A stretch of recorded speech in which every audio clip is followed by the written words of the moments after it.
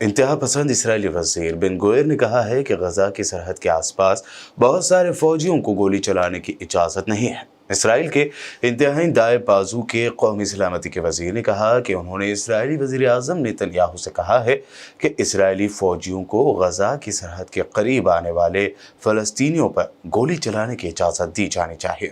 X پر post کیے گئے ان کے تبصرے ان رپورٹس کا رد عمل معلوم ہوتے ہیں جن میں اسرائیلی فوجیوں کو ہدایت کی گئی تھی کہ وہ سرحدی علاقوں کے قریب آنے والے کسی پر بھی گولی نہ چلائیں۔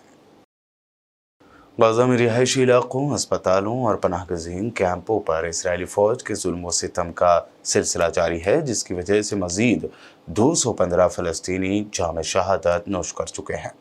غیر ملکی ذرائع ابلاغ کے مطابق اسرائیلی فوج کے حملوں سے فلسطینی شہداء کی مجموعی تعداد 26,637 ہو گئی، جبکہ 65,000 سے زائد زخمی ہے۔ اسرائیلی فوج کا العمل اور ناصر اسپتالوں کا محاصرہ 9 روز میں داخل ہو چکا ہے، جبکہ اسپتالوں میں طبی سہولیات اپنے اختتامی فیز میں ہیں۔ دوسری جانب اسرائیلی فوج پر جوابی حملہ کرتے ہوئے فلسطینی مزاحمت کاروں نے متعدد اسرائیلی ٹینک اور بلڈوزرز کو تباہ کر دیا، جبکہ متعدد اسرائیلی فوجیوں کے ہلاک اور زخمی ہونے کی اطلاعات بھی سامنے آ رہی ہیں۔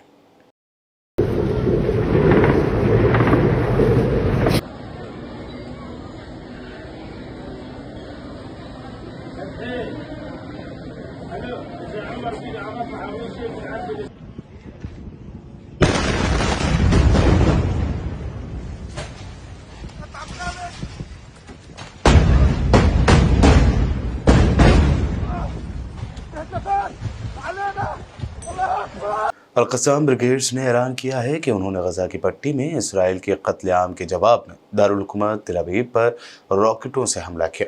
القسام بریگیڈز کے ٹیلی گرام اکاؤنٹ پر دیے گئے بیان میں کہا گیا ہے کہ ہم نے قابض ریاست اسرائیل کی جانب سے شہریوں کے قتل عام کے جواب میں تل ابیب کو راکٹوں سے نشانہ بنایا۔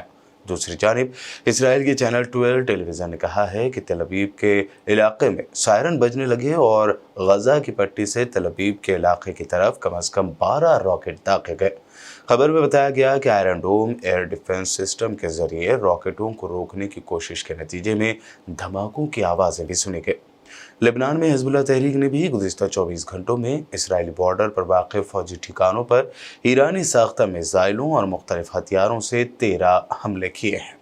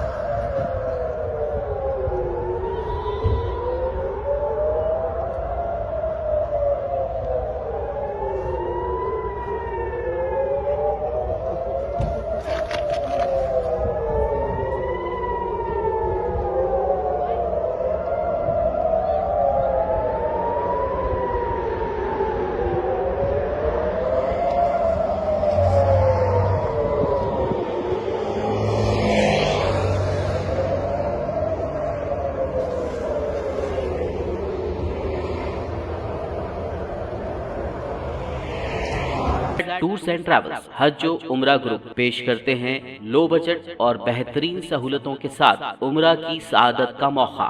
حیدرآباد ایئرپورٹ سے سعودی عرب اور پھر سعودی عرب سے حیدرآباد لوٹنے تک مکمل رہنمائی۔ مکہ مکرمہ اور مدینہ شریف میں حرم سے قریب سٹار لگژری ہوٹلز میں قیام، 3 وقت ذائقے دار حیدرآبادی کھانا، چائے اور لانڈری کی سہولت۔ معلم کی رہنمائی میں عمرہ کی سعادت و تمام مقدس مقامات کی زیارتیں۔